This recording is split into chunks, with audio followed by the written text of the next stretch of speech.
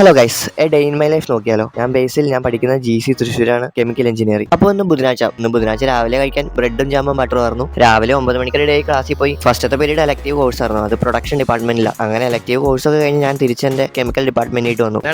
എവിടെയായിരുന്നു എലക്ടീവ്?